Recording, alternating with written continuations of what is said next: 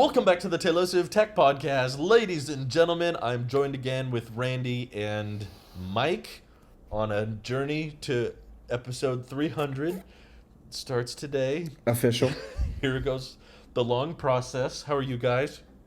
I think I'm better than Kika just a few seconds ago. Sounds like she had a big scare. I'm recording in a new Yes. location, ladies and gentlemen. And Drew and Mike, I want to show you guys different angles of the house and not just a blank white wall. And definitely not because Will you I be on have the roof next week? Maybe. Yeah, if I get good internet, because I'm definitely not doing this because I have bad internet in my office right now. So that's a thing That's I'm good. trying to fix. I'm trying to address this. I'm not getting a gigablast of anything, so the days of me bragging about you guys are gonna get the file in 3 seconds currently is on hold. So, but I can say I am doing better than Drew. He is. Ooh. I guess we should start off with this because the biggest change since the last time we recorded the Tech Podcast was I got this little beauty, this little hunk of something. But we actually typically on these podcast recording days start with the EV podcast. Now I'm actually grateful we did because if I had to pick one show that would survive, it's probably this one. I take offense to that, but okay. Unfortunately, I was hoping to do a podcast test where I do an entire podcast episode off of the MacBook Air, the M2. And we were talking through Discord and I was recording through OBS. That's what I normally do every week with my MacBook Pro. And Discord has just been the most reliable for us for video calls. And those were the only two apps open on this machine. And I guess a few minutes into recording, 15 or so, it started to say encoding overloaded. And I was like, uh-oh, maybe I need to change CPU settings or something. So I toyed around with the settings and encoding would go away. And then later it would come back and then it would go away. But the volume was there in the OBS preview and the video was there. You guys could see me just fine. So I figured that, well, it's recording and it's just getting a little hot, so it wanted me to adjust bitrate settings and stuff. So when we finished recording, I hit stop and it just froze on stopping recording. And then it kept going for another 10 minutes and I hit it again and then the file became viewable, but it was only 15 minutes and we had recorded for like over an hour. And when I looked at the video files, I was like frozen for all the points that said encoding overloaded. So I've learned my lesson to not ignore that warning, and also that there's a couple things that the M2 Air is not capable of doing that my MacBook Pro is, and it's not just speed differences. It's not just like, oh, this one does it slower. It's like, no, I tried earlier this week to do the live stream while editing process, because that's what I use my MacBook Pro a lot for, and it couldn't do it. It had the same issue while streaming. It was encoding overloaded, and it got really frozen down to like 1 frame every 10 seconds, and you could hear me, but it couldn't capture the display, which by the way is a lower resolution than the MacBook Pro, so it's not even that powerful or that demanding of a process. But basically I've run into now 2 situations for my workflow in my lifestyle that the MacBook Air, even though this is not the base model, this isn't the 256 gig or anything, so it doesn't have any of the read and write speed issues people love to bring up. But I'm guessing it's just thermal throttling, just the M2 chip getting too hot for its own good. And I don't know how many of you plan on doing those exact things. Probably not many of you, but I feel like most people should share their personal experience. You know, the podcast is story-based, so what do you use it for? I'm not going to come up with things I don't do to test it with because I'm not going to push it to its limits, and I'm not going to be able to, play Minecraft for 4 hours and see how it does. Those kinds of things.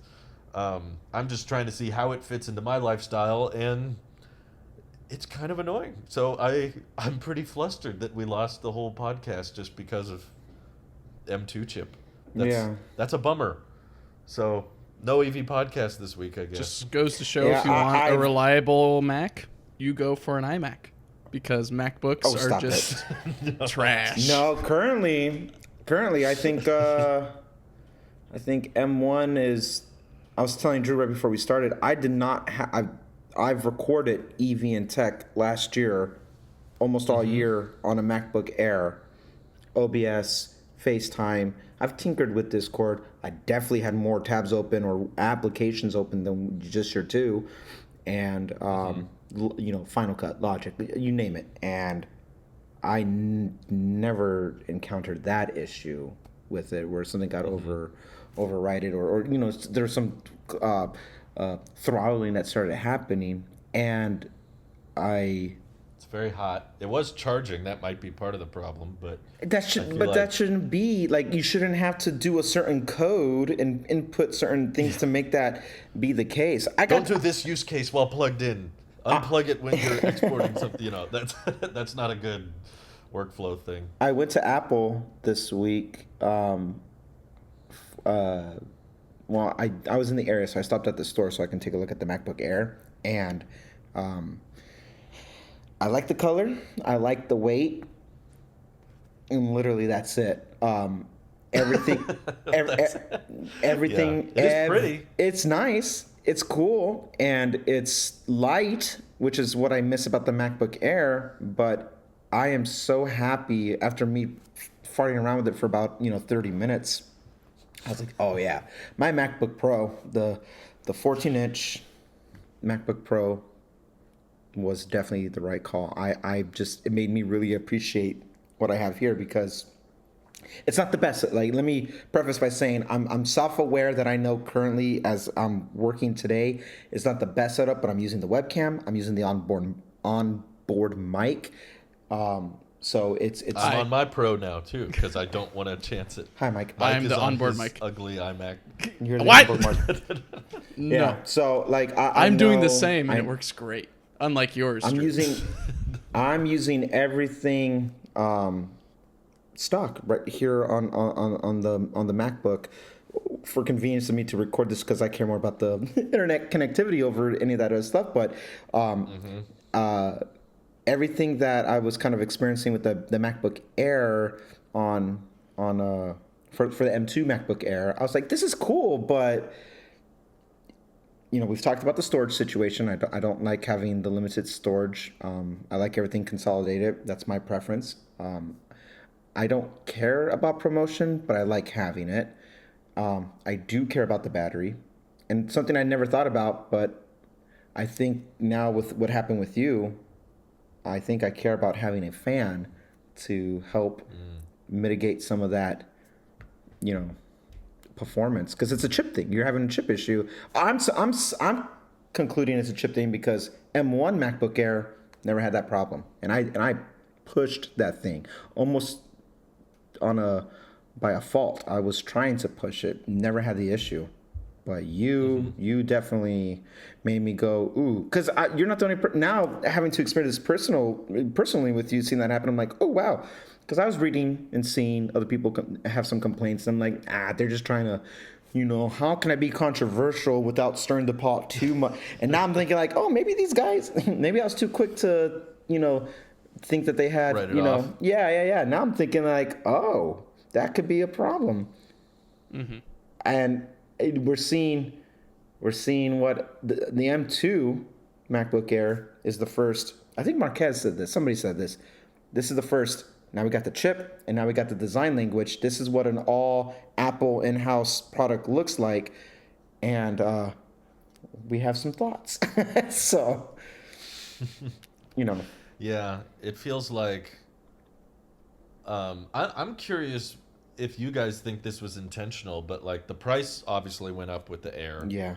And once you start speccing it up, it easily starts overlapping with the 14-inch Pro. Yes. Which is objectively better in so many ways that I'm wondering if you guys think, was it intentionally trying to get people to upsell? Because probably the most common recommendation I've seen at any time someone buys an M2 MacBook Air is there's a bunch of people responding to, should have just gone with a 14-inch Pro. Just get the 14-inch Pro. It's not that much more. You can find them on sale now. You can find them refurbished. Like, at the end of the day, that results in a bunch of us all telling people to spend more money on the laptop. I don't think it's an upsell. You don't? No. You don't think it was intentional? No. Okay, I'm curious why, but what do you think, Mike?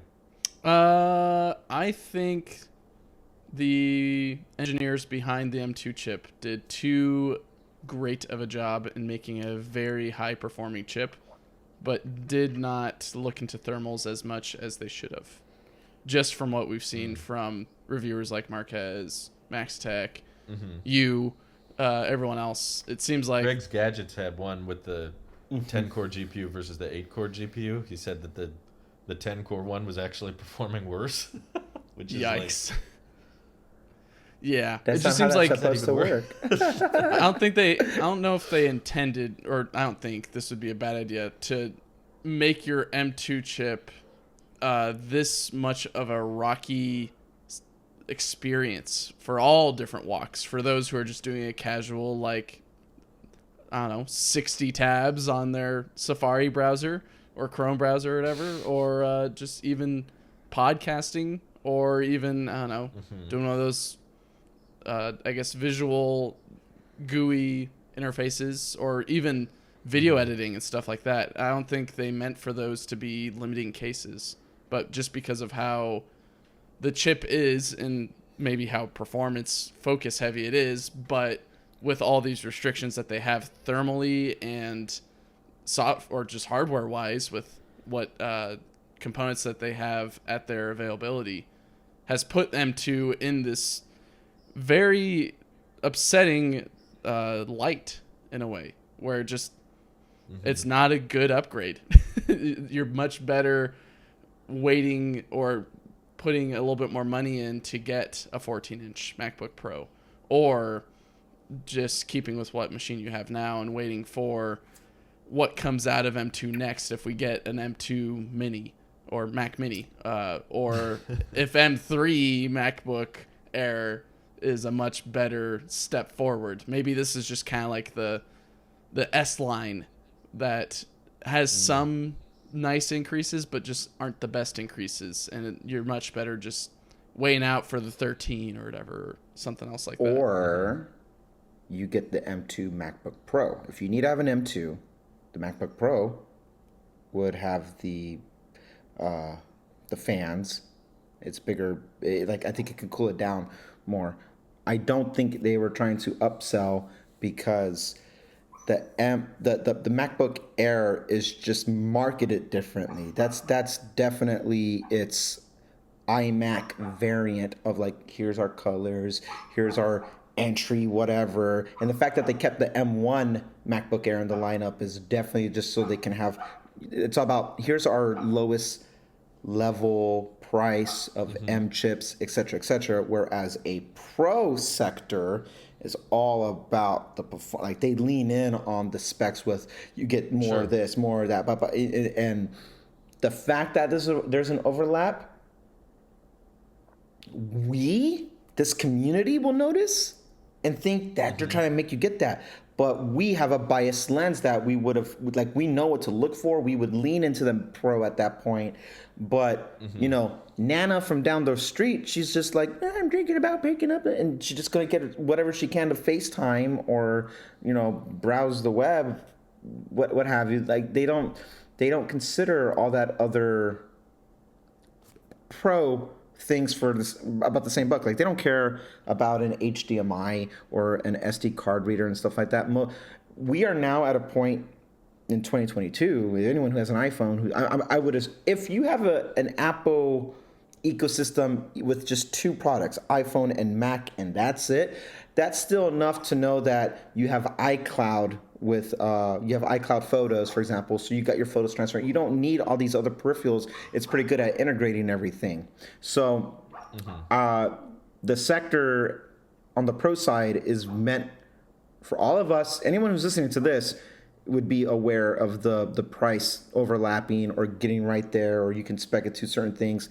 But that's not the stuff that they have on display when you go into the store. A casual window shopper who's just going to, hey, look, in Apple Store, I'm going to walk in, take a look. Or I'm at Best Buy. Ooh, this looks cool. They're going to show you the base of two things, and there's enough of a price gap there. They're like, oh, I'll take the cheaper MacBook Air M2 and this new Starlight whatever.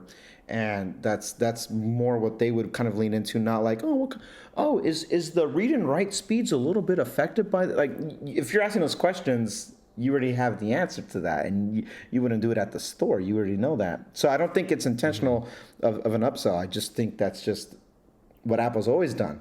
They do it with their iPhones. They overlap prices. If you try to up-spec your storage, for example, especially now with the terabyte,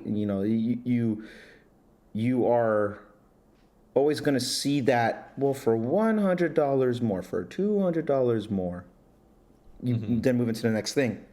With that, and I'm trying really hard to hold myself accountable this year, so I expect everyone to hold me accountable. Okay. Last year's tech is good enough. It's good enough. You don't need to buy this year's tech to just be. Oh no, that's too old, Mike. He held up his iPhone 11. Oh, I'm sorry. Let me just hold up my my 5S. Get that out of my face. You guys, audience, and also my friends, you don't need the latest and greatest at all times, because as we are now experiencing just by running a test with it, M2, the latest and greatest baseline something is not the greatest. It's not even baseline. He's got the 512. Well, yeah, this laptop was $1,600. That's just too much. And it can't even record a wedged podcast. Shape M1 MacBook Air. If somebody is thinking about a light portable notebook, I would say now, just even kind of looking and tinkering around with it and just my own biased experience of using it, get last year's chip. It's still years beyond what Intel would have been able to do in 2021. And that's the lens we should be looking at it through it all. If we're comparing pun intended, apples to apple here, then I don't feel comfortable with the baseline M chip of anything that I would say get an M1 Pro. Lean into the M1 as of July 22nd, 2022, 7/22/22. My thoughts might change the moment we see a MacBook Pro this fall, and they might, up that chip ante a little bit, or maybe we see something with the Mac Pro or something to that effect. We'll see how they figure out. But a baseline to this effect, it's not cheaper, it's not better, and you're getting diminishing returns regardless. The biggest change you could have ever gotten, the same way going from iPhone 7 to iPhone 10, is going from an Intel chip to an M1 chip. There is no diminishing returns there. That is all 100% pure, raw, unadulterated power. And we all three of us are a product of it, using our current machines. Yeah, we're all doing this. We are using an M1 chip, some variant of it. Mike is using regular M1. I'm using M1 Pro. Drew's using M1 Max. So. Oh, that's cool. We're all on a different family part of the M1 series. Yeah, so. and look how well our connectivity is and everything like that. That M2, for its price, for what you pay to get an unbend anything, no, get a MacBook Air M1 and you'll have objectively better output just from what we just had experience with the EV podcast. Mm-hmm. The only reason I disagree is for the updated specs, because I'm all in agreement with you that Nana buying a MacBook will be fine with the base model. Bind, slower read and write speed. Nana's not going to notice the single NAND. Sorry. One single Nanda. Nana's NANDs will be fine. With the 256 gig flash storage instead of 128s. Like, that's not a big deal, but where I take issue, kind of like I take issue with the iPad Pro line, is with the upgrades. There is a version of this MacBook Air with the M2 chip that will cost $2,500 if you buy the 2 terabytes of storage, and now they're upping it to 24 gigs of RAM. Like, if you're the kind of person that would want 24 gigs of RAM because 16 is not enough, I'm just going to say you shouldn't be looking at this laptop, period. Like, I don't understand.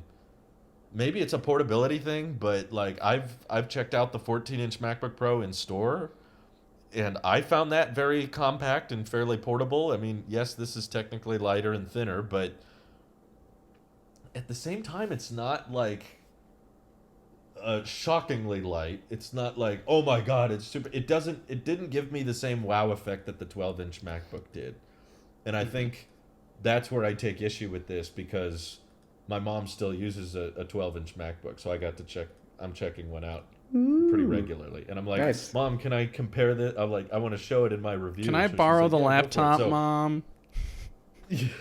Mom, I need your laptop. So I can compare the two side by side and be like, yeah, this is not like the thinnest, lightest notebook they've ever made. So it's not winning me on like best portability of all time. It's like slightly better portability, but if you care about RAM and that type of upgrade, then you shouldn't be buying that thing. And yet it has the option to. Yeah. Like it gives you in the checkout, like, hey, you could get more RAM here. You could get more than 16 gigs of RAM, and you can get 2 terabytes of storage. Maybe the storage thing, I could admit, like Nana might care about that because she wants to store her pictures or videos or back up her phone. So maybe storage isn't so much a pro feature, but it's like because that 14-inch Pro starts with 512 gig and 16 gigs of RAM, it's really close, especially if you spec it up like just a little bit. Like I spec'd it up to the 512. This is basically like $200 away from a 14-inch Pro.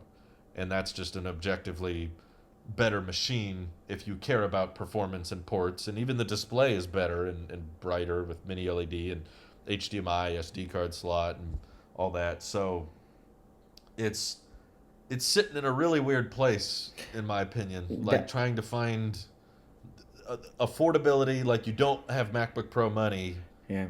but you want more than the M1 Air can offer.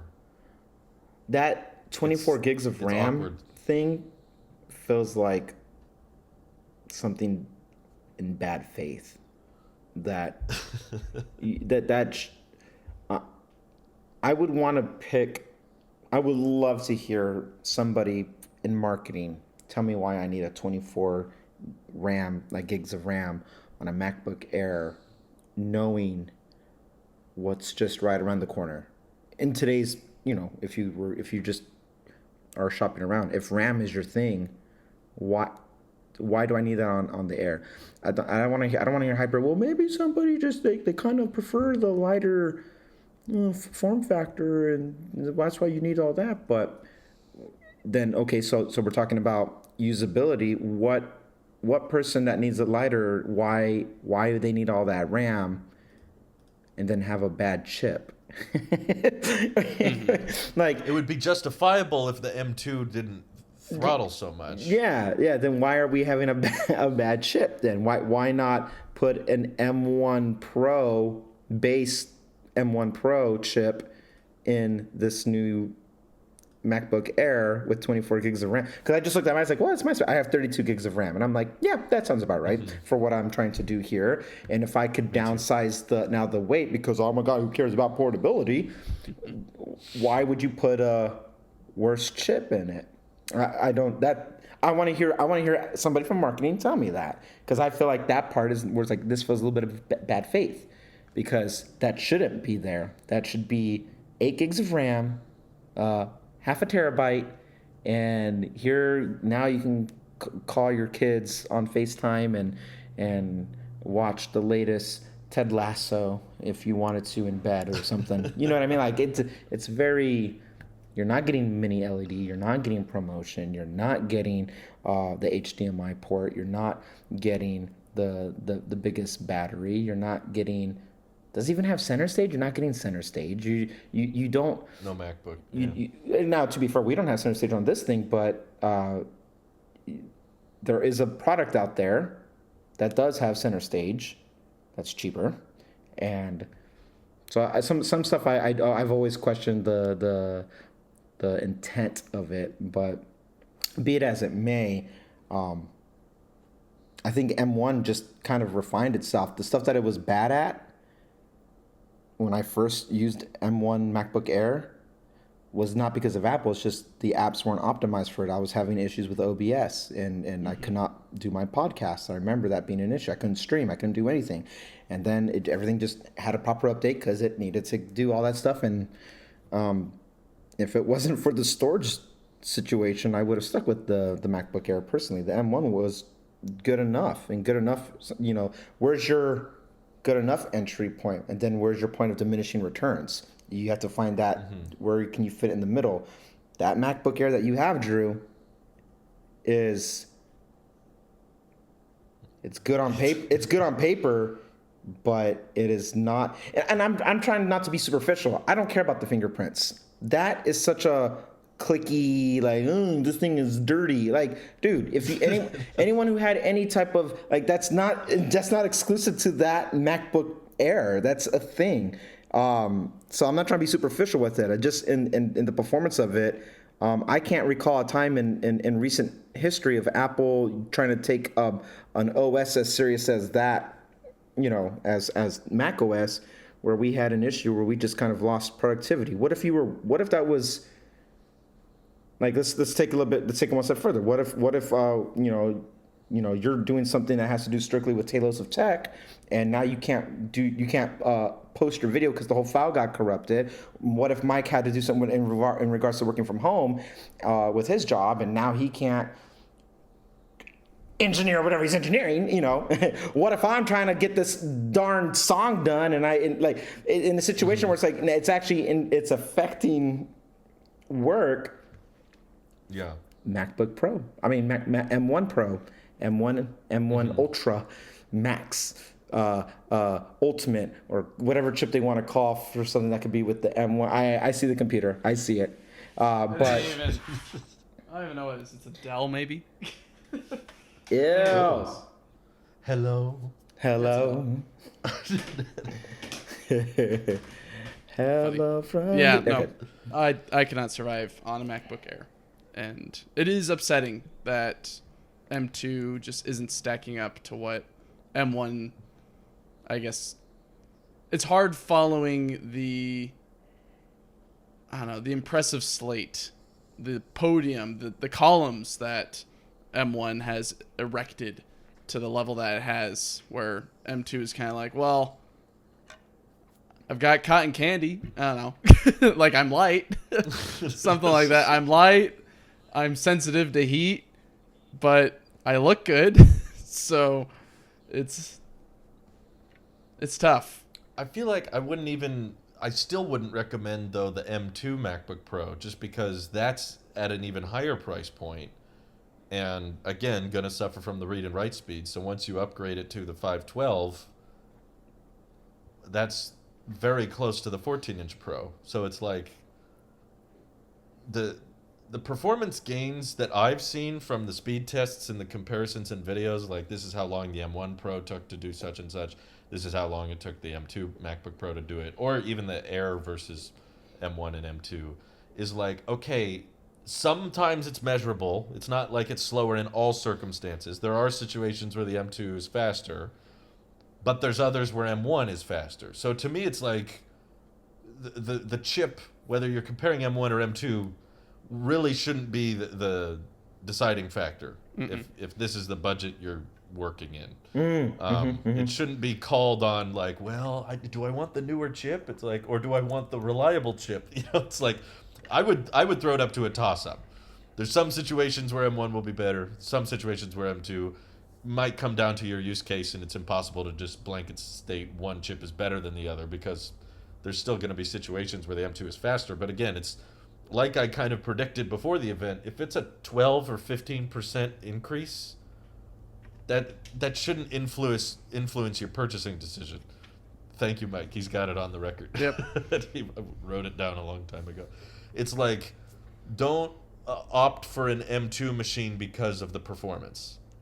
Don't pick that over an M1 because you think it'll be faster. It's like, okay, in some situations it may be, but it's not by such a substantial amount that it's going to save you tons of time and money, whether you use it for job or for school. It's not going to make or break your project or what you're working on. It's like, okay, They basically rebranded M1 with a chip that they didn't think too hard about. Like they just used the same architecture, it's the same 5 nanometer transistors, and they just said beef up the cores a little bit, but then they didn't communicate with the thermal team, so it just resulted in this. Yeah, in a Geekbench test, it comes out ahead, but in real life performance, it's a toss-up. Like, I don't think you should just say, well, I want the newer chip. It's like, if you're absolutely a diehard fan of this design, that's what it's for. Mm-hmm. Nothing really else I can recommend it to. It's like, well, if the MacBook Pro is too expensive, it's like, I think you'd be better if you're trying to save money and that's your motivation for not getting a Pro. I wouldn't say this is the closest thing you can get, because it's like, well, with performance and the lack of ports and the lack of display upgrades, if you're trying to save money, just that M1 Air is such a good value. Mm-hmm. Now that, especially with the certified refurbished ones being like $850, or Best Buy or Amazon has them on sale, like in terms of like workflow productivity, that M1 Air I feel like is going to do just as good, if not arguably better in certain use cases as this. Maybe in a couple export tests it comes out a little bit behind, but that like 15-second, 30-second difference in export is not a deal breaker. You shouldn't look at it as well, I guess I should spend another $300, $400 so that I get that 15 seconds shaved off. Like, that's the point. That's where we're talking about diminishing returns. Right. You have to, instead of trying to max out really anything, it's where is your good enough line, and anything that's an M1 is more than good enough. Good enough would be maybe getting an i7 Intel chip of something, and you just want to watch YouTube videos or something if you don't want to do it on your phone or something. You know what I mean? Like, okay. Intel. Yeah. Intel, Gross. right here. It's better. Yeah, so let me throw a question out look to for you the guys sticker. then. Okay. So with what we've seen from both cooled and uncooled with a fan for M2, how do you guys think this will translate to, because of inevitably this is going to be shoved in an iPad? Does that worry you as much with where iPad's going already, because we've already determined that iPad is very much in the diminishing returns receptacle, and this is just even more diminishing returns? No. What's an iPad? That's the stage of life I'm in right now. I love it. Yeah. Is that a new product Neither of my coming parents use theirs. Yeah, I think rumored later this year there's supposed to be a M2 iPad Pro. No, I was being facetious. gonna Like, be I like- don't know what iPad is. Is that a new line? I don't know what iPad. Oh, I never gotcha. heard of it. No, I'm not. sounds I'm not I'm worried about it. convinced they.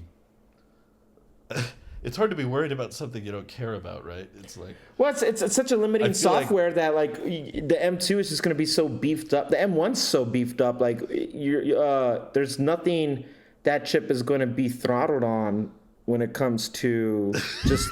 that's funny. iPad OS will prevent the M2 from being thermal throttled. It's perfect. Yeah. Yeah. They're it's actually great for each other, because the M2 feels like mostly marketing. It's not a chip they put a lot of thought in. It's not substantially faster, and the thermal envelope is so limited that's like, yeah, it's kind of perfect for iPad OS. It's amazing. What will the iPad do that will push it to its limits? Who cares? We don't have OBS. Stage manager. There's LiDAR. no apps that, yeah. You're going to get LiDAR. Do you think they will pull something like the M2 can handle enhanced stage manager, like with more apps open, or they'll come up with more software exclusives for the M2 iPad, you think? I don't know if there's a scenario where iPad comes out looking like it is just a good buy at all. the pros at least. Pros. Yeah. iPad Mini is probably my favorite iPad because it's the cheapest. And if you absolutely want to have a bigger screened, if iPhone 13 Pro Max is not big enough for you, there's an iPad Mini with your name on it if you can get past the refresh rate, and that will give you everything that you need to have a consumer experience just fine. But a Pro, anything over $700, and you're gonna put multiple cameras and put LiDAR and ProMotion and Stage Manager.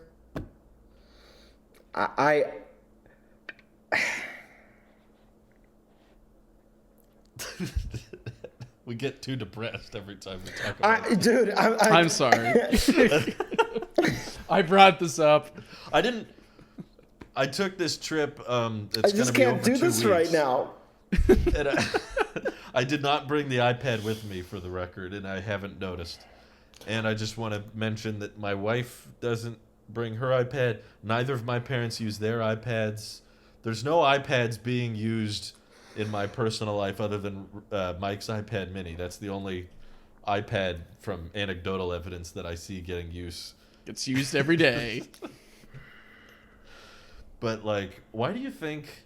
Maybe this is the better question on the, like, maybe the M2 is marketing thing. Like, why do you think they released the M2 chip with these limitations? Like, with such little advancements and compromises with the NAND? Like, what do you think the point... Why now? Why not just say, Dub can be a software event? We don't need to launch anything right now. I have a real answer. I feel they want to get into the muscle memory of a refresh cycle, no different than an Apple Watch or something else that you'd be like, all right, we can sit on our laurels of going to the M chip and sit here and talk about it, but as long as we still show that we're moving and we're cranking products out, that puts pressures on Intel, that put pressures on everybody else who's trying to do their own in-house thing with Android or with Windows or with who cares. And Apple needs to give the perception that's like, no, we're ready in the next generation of it. We're cranking it out, and here it is. And what sucks today will be fixed when M2 Pro and M2 Max and M2 whatever comes out with the MacBooks later on this year or in March or whenever. And you are seeing that, no, we have a rotation. We're kicking out. We're already moving into the next gen. And knowing that we're like, oh, we're not really hitting our headspace with it, but they haven't been, they haven't really been pushing its performance for maybe 2018, 2017. Like these everything that's an A chip and now the M chip has been so much room for growth in it. That's why it has such long life cycles now with software support, because it can just handle it. And that's good for people who are just going to one and done it when they buy something. But for everybody else who's coming into the Apple ecosystem at a different time in their lives, then it's like, okay, we're fine with staying on the M1 for as long as we need to. But, if I have a 14-year-old cousin now who's like, oh, I'm thinking about getting my own laptop and all that stuff, then, we have M3 this. Like, okay, cool. So it's for other people who are coming into the game maybe later in their phase of Apple. And then it looks like we're not just sitting on old accomplishments. Because I feel like that's what they're doing. They for all intents and purposes, that's what happened with Apple Watch. It's so good that we don't really need a reason to upgrade, but they still have to do something annual just to give the illusion that, like, look how great this is. And we've made the case for iPad for a long time. After 2018, peak iPad. We've said that time and time again. Stand by it. Peak iPad. Everything is just a byproduct of 2018's success, and it's all illusion-based because we keep griping about the software of iPad, but the hardware has always been phenomenal. Same thing with the M2. I think it's really why they're doing it. Why now? Why in June? Just to show you that we're moving. Look, we're still going. We've waited a year and some change. 18 months feels appropriate or so. Here you go. Here you go. Here you go. You just Here's what the knock them engineers out. kicked out. Yeah, they don't need to do it, but they should do it for good optics to say that we are always thinking of tomorrow. Here's what we got today as a product of thinking of tomorrow. So now we're already focused on M3 and this, that, and the other. Meanwhile, we still don't have an M anything Mac Pro, and that's the real indicator.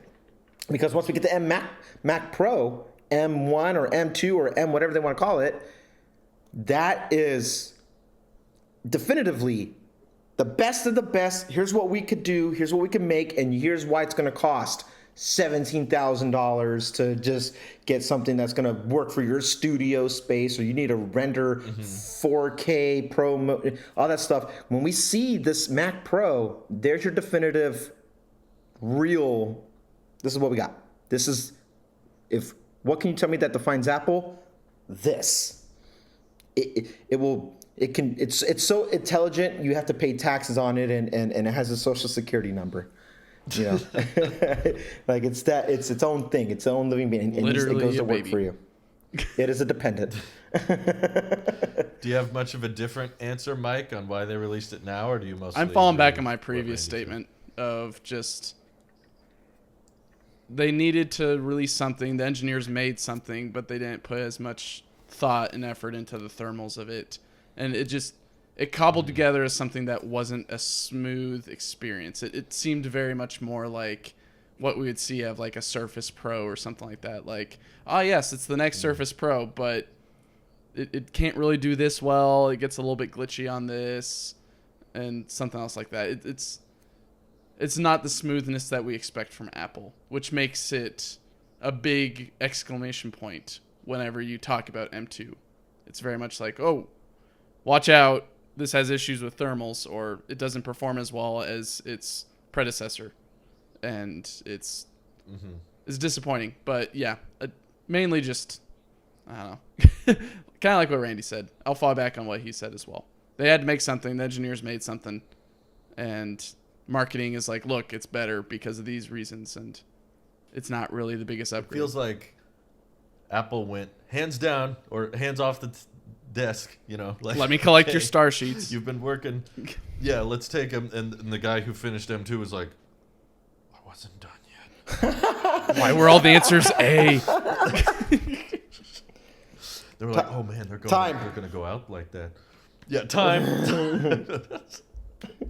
And they said time flies because that chip I don't think was done yet, or at least what it sounds like is Apple's working on the 3nm architecture, but it wasn't ready yet for the M2. So what they were left with was a slightly beefed up M1, and there wasn't too much thought in how it would handle sustained loads. But again, we still have to come back to the fact that, like, yeah, this machine is not intended for the pro use cases anyway. It's not, it's not for that. But what complicates that answer of just saying it's for everyday people, it's not for pros, it's not for like power intensive workflows, is like, okay, but it's still $200 more than the M1 Air, which they're still selling. And because it's been out for a while, you can get that at a discounted rate. So it's not the entry level MacBook either. You know, maybe it's the entry level of the new design. And I feel like people would feel very differently about the M2 MacBook Pro if it were way cheaper. Like, you know, if they were selling that one for $1,000 instead of $1,300, narrative would be killer deal, totally different.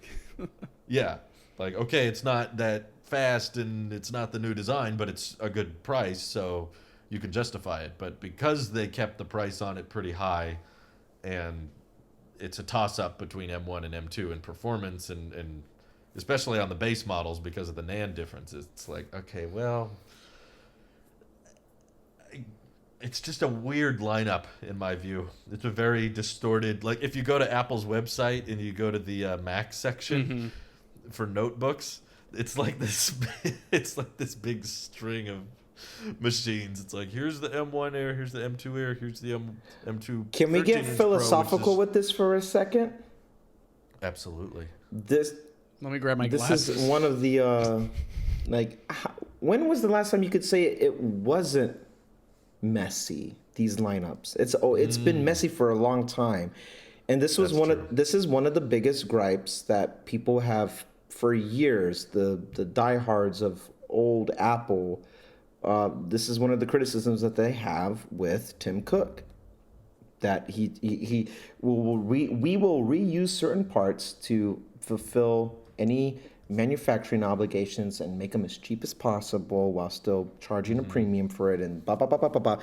And what you were kind of alluding there, Drew, and to which I also agree, is that we kind of miss the simplicity of, dear old the quadrant, right? Nick loves talking about the quadrant, and the quadrant was a tried and true method right there, where it's like you fit in one of these categories. Now you can get more intricate with the quadrant, but ultimately it's like there is one product for you, and there's no real overlap like that. The overlap happens when you start speccing out the top tier of a consumer, and you want to start moving over into the pro side, and it's like, okay, now maybe you want to start looking at this, and there was more symmetry involved with it, where it actually made sense for it, where instead of we're dealing with these weird hybrids of parts here but inferior parts here, and it's just really messy, and it causes like this bar that you're talking about, and Mike put in our chat here, like it's not clean, it's not cleaned up, it's not simplified, it's not intuitive, and we, some way, shape, or form, maybe subconsciously, and I blame maybe Apple's overall brand marketing, but they put themselves in the category of like, we're an intuitive brand, and iPad begs to differ. Mac is starting to beg to differ. At some point, we were kind of feeling a little confused about iPhones and begging to differ with that as well. The only thing I think that has some type of consistency, and even then we question longevity of it, I would say Apple Watch might be the most intuitive shopping experience, but I question why there's a Series 3 still around, or an S or an SE of that design line. So there are certain things where, and I'm not trying to say, Steve Jobs would just killed it and like, all right, we're done with it. But there is there's a kernel of truth there to it, where when you're done with it, you're done with it. And, if that means we have to spend a little bit more in regarding to, beefing up this product, we ship it when it's ready, then that's what you got to do. But to contradict my own statement, Apple did not get to be this $1 trillion company under Steve Jobs. Like, Tim Cook is doing things right. And he's a good inventory guy. He's amazing at it. Mm-hmm. And so he knows how to secure profits and sell at higher volume too. So that's another, you said philosophical. This is in that way, like, what is better for Apple, to stay true to their identity or to please more people? Yeah. Because technically, if you're moving more inventory and you're making more products that people want to buy, that's serving more customers. You've grown your user base, you've grown the number of people that want your product and are interested in your product. So it's like, what is better? Like, this complicated lineup may help, that may result in more sales. Maybe that's, now that you have a little option for every single person, now every single person is going to spend to the absolute max of their budget.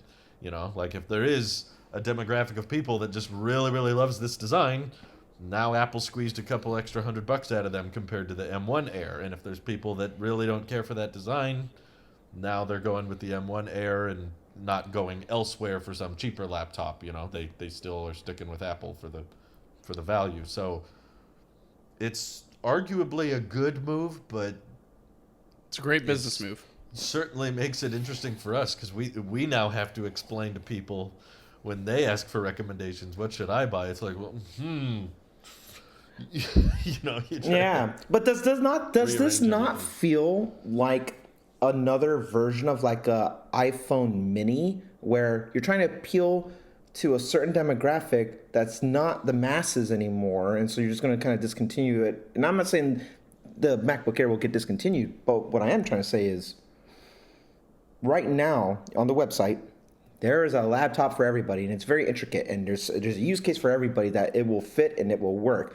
But we have not changed. There has always been a use case to it.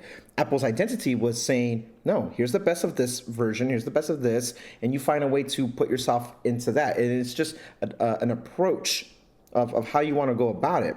Give you every variant of one. There's an iPhone for every person now. There's a Mac and an iPad for every person. Whereas old Apple would be like, we have one iPad, this works. My question for both of you guys is, does this feel, since we're being philosophical Apple here, does this feel currently, looking at that toolbar right there and just thinking of how products are right now, does this feel like a 1,000 or 100 no's to every yes? Or does this feel like a little bit here, a little bit there, a little bit there, a little bit there, and we'll move inventory on here. Does this feel more like that iPhone 13 situation where we might like it? Specifically, Drew and I have openly said that if for different reasons, Drew wanted promotion, but for other, I wanted a better camera. There's a case where we could have stayed with iPhone mini and been completely content, and we are the exception, not the rule. And it doesn't matter what we feel because it's going to be discontinued, allegedly. It's rumored to be. That's what's going to happen. Probably. Yeah. But this does not feel like 100 or 1,000 no's went through this filter to get one single yes. So the focus might be a little shifted. And maybe I'm trying to be philosophical because I feel a little sad of our dear friend Johnny Ive not renewing his relationship with Apple. And that guy is part of the blood and part of what you see what Apple became. And with him not coming back now, it really feels like the tangible parts that Steve made us fall in love with the brand is kind of gone. Not saying that Tim is bad, because he's not, and that was his hand-picked heir. This is the guy, so I trust that judgment. But design language, and I don't mean design language like what it looks like, but I mean even like 1, 2, 3, 4, 5, 6, 7, 8, 9, 10, 11, 12 different categories on that screenshot that Mike put in for Mac. Does not look like Apple to me. And I get why it's doing what it's doing, but it's a different Apple. And maybe I'm just holding on to something I need to let go myself, but it just doesn't feel like we would not have this problem with your MacBook Air under a different circumstance if we kind of knew what we were working with leading up to it. Drew, you made a personal choice not to review the M2 MacBook Pro for a reason. Had you known what you were going to kind of get involved with the MacBook Air, maybe you would have reconsidered that one as well. Maybe not. I don't know. But you... Ugly. It's ugly. So, yeah. Yeah. You can go first, Mike. Well, like I said at the beginning of the show, I'm not the particularly most biggest fan of the MacBook. But whether it's aligning with that 1,000 no's to a single yes or anything else like that, it is a little bit diverse. It's a little bit clunky, and it kind of seems like it's been clunky for a while now, and it's not something you can easily escape from without getting rid of some devices that people actually love or are actually innovative. Things like the touch bar, I would say, yes, it was a very weird gimmick, but it was innovative in a lot of senses. And to see that kind of come back, mainly just because of supplies, it's not really because they wanted to go all in with Touch Bar 2.0 or anything like that, is maybe not just disappointing, but it's showing where their focus is now. And it's not really... I wouldn't say it's diverged from what it was originally, from what I've remembered from Apple during my existence. But it's definitely on some weird skewed slope / something that looks parallel but isn't. Maybe like some alternate reality in a way where it's like, this is the weird reality where Apple diversified a bit. But it's that awkward phase of it didn't diversify in the best ways. And you've got some weird growths or cysts kind of just sticking out that don't look the best. So I would say I'm one for options. I love options. I think Options are the best thing you can offer to your customers, because then that way everyone has something that they love and care about, and they don't feel like they're just stuck in a bin of you're in either bin A, B, C, or sorry, bin A, bin B, or bin C. And that's all you got. You only got 3 bins you could jump into, which makes it easier for supply. But it doesn't look good either. Looking at MacBook Air with M1 chip and then MacBook Pro 13-inch, which is an M2, they look very similar. Just one's a little bit fatter because it's got some fans in it. Mm-hmm. But they're unrelated in a way. And it's not really cohesive. So, I don't know. It's troubling. I mean, it doesn't help me whine to get a MacBook Pro. I'm not really sold on it. In fact, I went quite the opposite. I went towards the one that's the most colorful and has a white bezel. Where I'm so proud of you. You live your truth. I'm so proud of you. I don't care what Drew says. He won't bully you out of that decision. Well, maybe there's something behind it, right? Because thinking about what my experience was with computers before, going through school, I was all in on portability and something that I could take anywhere, but also have a bunch of power and capability. And that's just not something I saw when I entered the market with Apple a year and some change ago. That I wasn't really, the MacBooks weren't an alluring product for me to go for. And that still hasn't changed. So I think they've got some work to do. I think M3, it's terrible. Again, it's just maybe next year. Maybe next year will be better. Maybe next year will be after that. So maybe that's where my headspace is with MacBook. Because I really do want to, it would be nice to have that allure. It'd be annoying, it'd be troubling, but it would be nice to have that temptation to be like, maybe it's not a bad idea to try out the MacBook. Yeah. But they're not selling me now. Okay. Yeah, I think I haven't heard that phrase in a long time, but you're right. Apple used to have that like 1,000 no's to every yes type thing, and they were intentional with a lot of their decisions and not doing what a lot of their competitors were doing. But yeah, it doesn't feel like that concept is still at play anymore. I would say they've abandoned that idea, and they probably wouldn't use it today. It's turned into 1,000 maybes for every yes. Yeah. There's like all of these, we could do that, or we could offer this and offer that. There's just, I think maybe it's shocking because we thought when they got rid of Intel that would simplify lineups and there wouldn't be as much configurations, and in reality it seems to have complicated it. Now with Apple Silicon there's more trims and more options than there were before. Yeah. So that's kind of just scattered. There's all the, every one of these MacBooks they have has like 40 different configuration options between RAM and storage and screen size, and there's 3 different MacBook Pros now and 2 different MacBook Airs, and they have so many differences side by side even though they're labeled the same thing. Right. So I think part of it comes from branding, like they don't want to have like a regular MacBook anymore just because that name never seemed to sell very well no matter what they put in that. And it's kind of something I've noticed about this machine. It does not say MacBook Air anywhere on it. Like, there's no MacBook Air name on the bottom. It's not engraved. It just says designed by Apple. It says the model number. There's nowhere on this machine does it brand itself as a MacBook Air. So in a way, I kind of look at this as the regular MacBook. You know, it's something a little bit more than an Air, but not quite Pro. It's in the middle.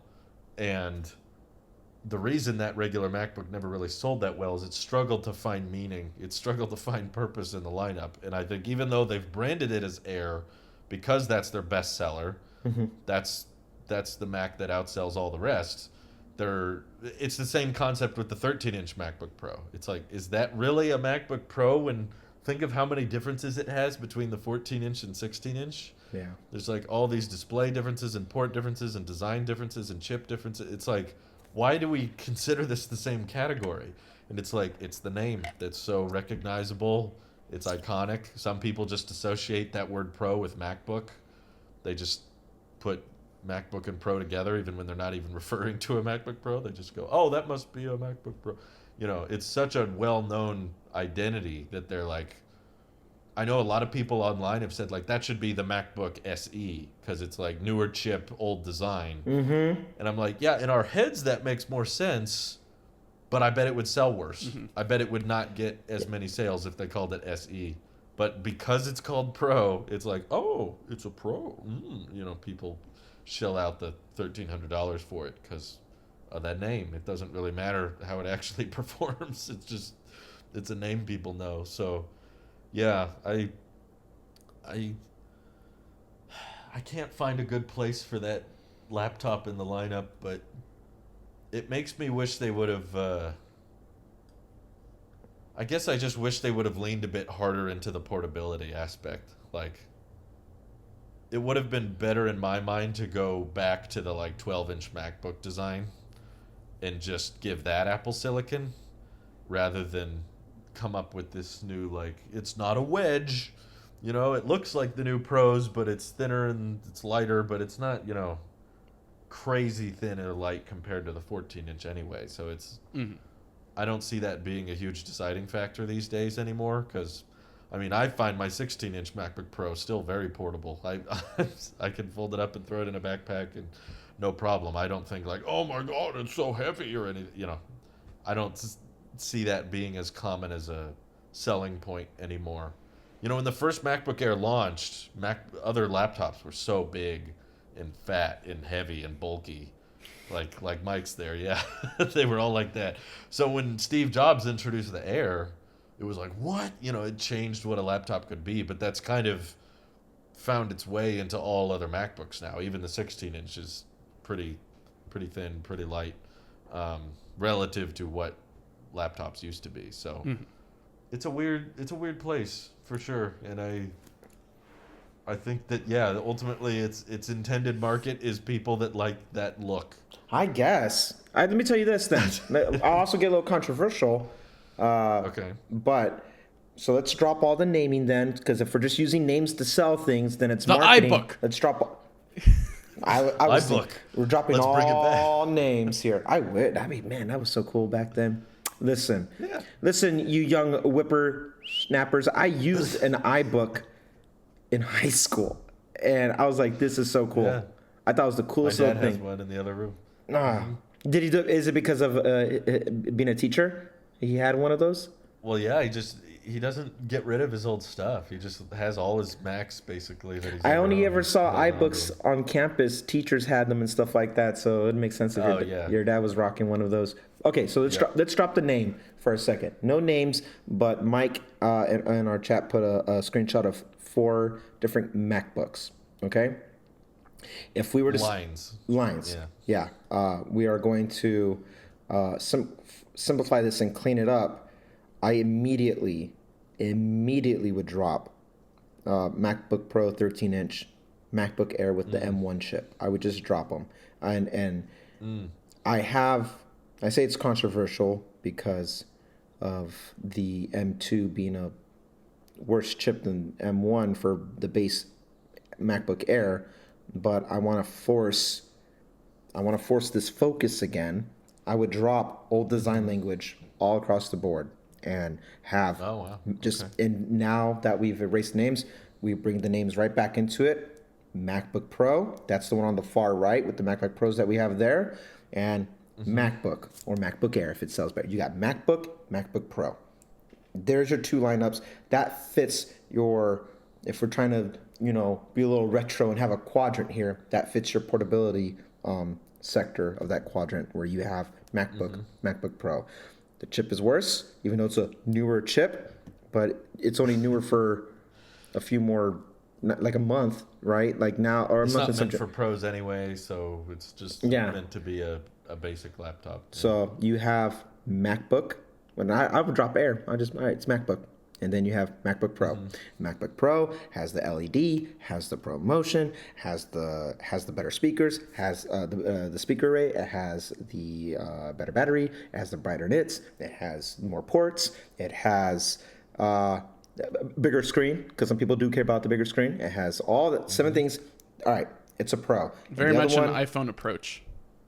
Yep. And now Yeah, basically. you just have that. That's it. Be away with MacBook Air with M1 chip. Be away with MacBook Pro 13. That one should have never been announced.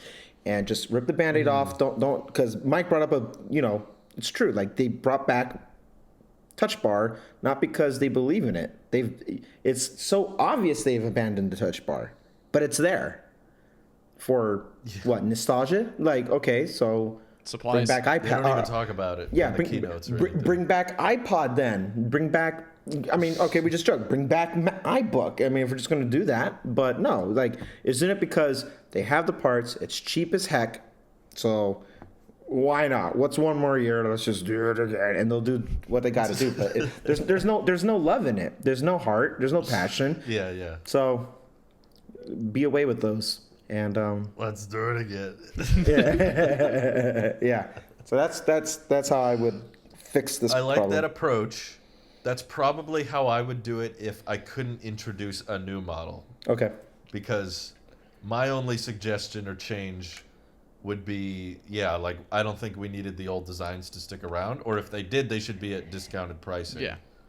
Maybe we should count it as discounted because it's the same as before, but inflation is so bad. But $1,300 for the 13-inch Pro just sounds wrong to me, and especially when you can get a refurbished M1 MacBook Pro that's arguably better in certain aspects for cheaper. But, like, I would have made this smaller, I think. I would have made this closer to the size of the 12-inch MacBook, where the keyboard goes right to the edge. Mm-hmm. And just said, this is the new entry model, this is the cheap one, and if the performance isn't that great, it's okay, because it's not trying to market itself as a pro machine. Like this big. And it wouldn't be... there you go. Really tiny. Huh. But, like, I think where I take issue is, like, well, we kind of have to talk about M2 performance and speed tests and stuff, because they're still selling it alongside the M1 Air. That's, I think, where the dilemma comes in. It's like, well, you're charging extra for these extra features and bragging like M2 is better than M1, and then we do the speed tests and we go in this endless loop of... That's why it's my entry-level- controversial take, because obviously it's the worst one, but I want to force innovation. That and move it comparison forward. wouldn't be there. Yeah. I don't think that comparison, because we can only list certified refurbished in sales so much. Right. Ultimately, someone's going to walk in an Apple store and want to buy something. Yeah. We can't, the employees can't tell them, you should buy from Best Buy, you should get certified refurbished. They're not allowed to say that. Right. Apple needs to have a lineup ready for someone who goes on the app or goes on the website and is ready to buy. So when you put those two side by side, we're going to start talking about the difference between M2 and M1 performance and how it's kind of not worth the extra money. So with this, you're paying extra for that design, MagSafe, better camera, better microphone. But again, is Nana going to care about 720p webcam versus 1080p webcam? That's like a pro spec. That's more of a higher workflow. That's not going to be, it's a webcam, it's going to be compressed by the web anyway. So if that had a bigger emphasis on portability, then I would say it would make a great entry level. Like, this is the cheapest one you can get, and then if it's not enough for you, get a Pro. I think I'm with you there on the simplicity, but we're not CEOs for a reason. There's a good chance that What? Yeah. this lineup maybe sells much better than our theoretical lineup. Yeah. Hence why I said I want to How get would you design philosophical and not, business mindset, because business mindset, Apple's never been stronger, Money. never been healthier. That's true. Yeah. How about you, Mike? How would you design, or do you like the lineup the way it is, or what would you change if you could? I change? kind of like what Randy was doing. I like the idea that things are mirrored along this weird quadrant, right? You look at the iPhones, at least in today's age, I guess the 13s, you have the mini in there, and then you have the regular, then the Pro, then the Pro Max. But like just having the two names, the MacBook and the MacBook Pro, makes it very simple. And then maybe subtle different looks to those, just to emphasize that the Pro is much more not just expensive, but alluring and tempting because it's got this X variable or feature that you won't get with the base version, and that's very similar with the Pro iPhones as well. You get another lens or a better refresh rate on your screen or anything else. Something like that is, I think it's a great model to follow, and they already have it set up with their iPhones. So to bring it to the MacBooks, to make it a little bit more simpler, and then kind of go with your route of anything that's older looking, you put on certified refurbished or something else like that. It's still there. You can still buy it.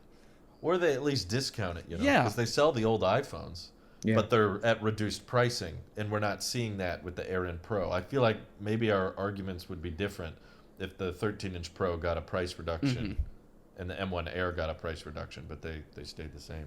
Yeah. So going something like that, I like. I think right now, even though I own the iMac, I think my favorite Mac line right now is the Mac Mini and the Mac Studio, because they have that certain design feature that is carried through between the two, even though there's only two of them and they're relatively new. But I like that kind of offshoot or branch in the Mac lineup, where it's like, here is very small square. I guess it's not that small. I've seen it in person. It's actually quite bigger than I thought it was. But it's... Here is square. Here is square. And then here is square but taller. Even honestly, more square. M2 Mac Mini. M2 Mac Mini would be really interesting. Like, that would be a way to get an M2 chip that's just like not thermally constrained and not too expensive. Which is what I didn't know the whole thermal issue was going to happen with M2 MacBooks, but I think I said, I think maybe in your live stream, Drew, if they announced an M2 Mac Mini, that'd be heavily tempting to me. Something that is coming around this. Assuming the fan worked, did its job. I'm sure it would. I don't think I've heard anything bad about the Mac Minis, but just something that compact, but still has that upgrade and costs around the same as my iMac, in which then I could splurge a little bit on a studio display, and there we go. I've got something that's equivalent to my iMac, but is an upgrade in a lot of fashions, both ports and capability, would be very alluring. So if we were choosing favorites right now, or something to like model the MacBooks after, this new offshoot line of Mac Mini and Mac Studio is a great way to go with, or to like mimic, or like what Randy put with the iPhones in a way, to follow that simplicity with that, if they want to stick with putting things in bins. And like, if you want a MacBook, here's what it's going to look like, and here's your two options. Yes, there's bunch of other options with how much RAM you want to put in it and anything else like that, what you want to include with it, maybe what color, whether it's space gray or silver or whatever. I think that's a really good way to look at it. And of course, Apple's not probably going to listen to this or follow that, but one could hope. Apple still sells an Intel Mac right now. They should completely discontinue. Two. What's the? I know about the Mac Pro. What's the other one? The Mini. There's still a space gray Mac Mini. Oh my goodness! I don't know what it's doing.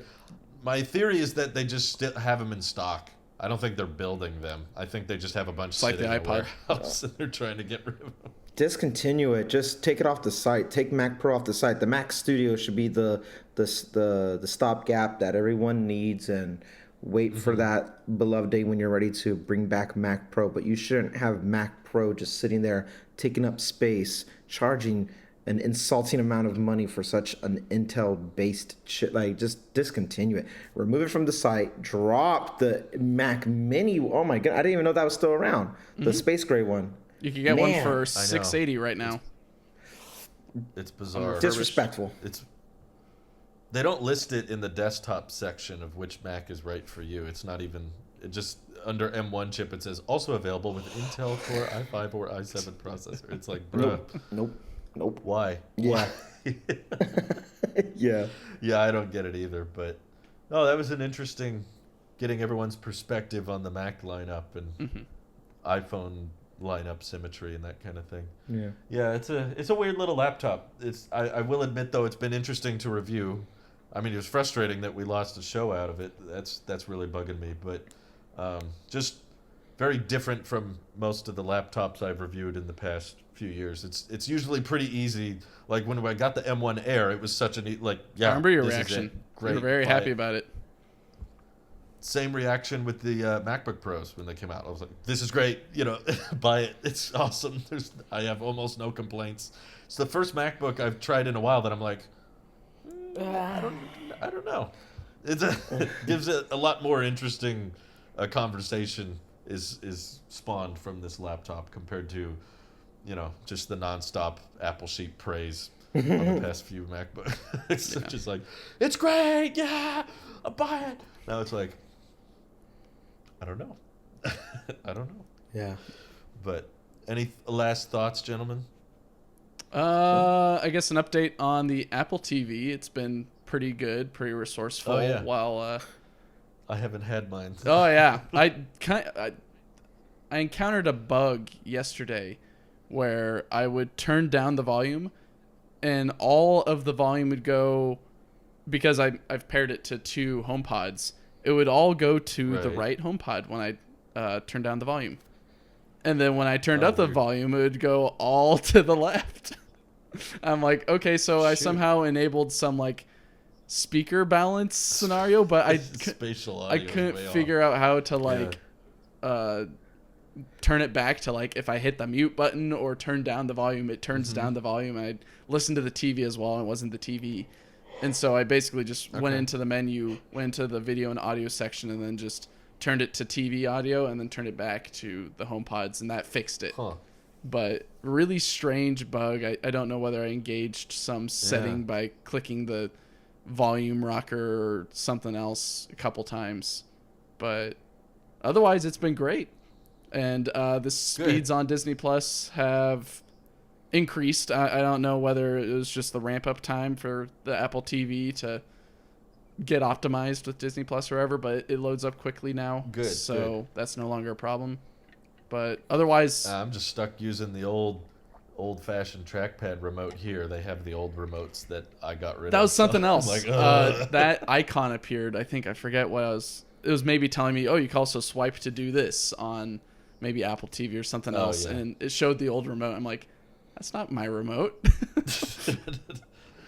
What is that? Stay away. I don't want it. But otherwise, Well, that's good. I'm it's glad been great. Disney Plus is. It's been a great faster. experience I'm overall. excited to use mine again. I haven't used it all week. Yeah, we've loved it. But- Every day that we use it, it's like, this was a great decision. I'm glad that we paid the $100 to experience it. Good. And we're probably not going to return it. So happy Cool. customer. Awesome. Sounds good. Thanks, tvOS team. At least for we can keeping rely it on them. together. Yeah. We got them at least. They didn't Yeah. get any stage time at Dub Dub, but they do a great job. We appreciate you. We appreciate you all. Yeah. Have a good week, everyone. See you next time. Bye. Bye, guys. 3, 2, 1. Kika jumped. Welcome back to the table. I'm sorry. happened? I went like that, Hello? and she jumped really quick. All right, go ahead. Do it again. Do it again.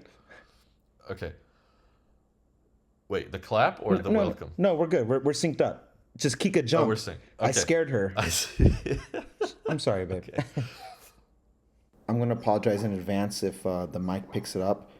I don't think OBS will, or I don't think Discord will because of the thing, but Yeah. my dog is sleep whimpering, whoop, whoop, whoop, whoop, and it's really loud, so sorry, that's my dog sleeping. Voice isolation's usually pretty good from my experience on Okay. the MacBook, so you should be fine. Cool. I wouldn't So,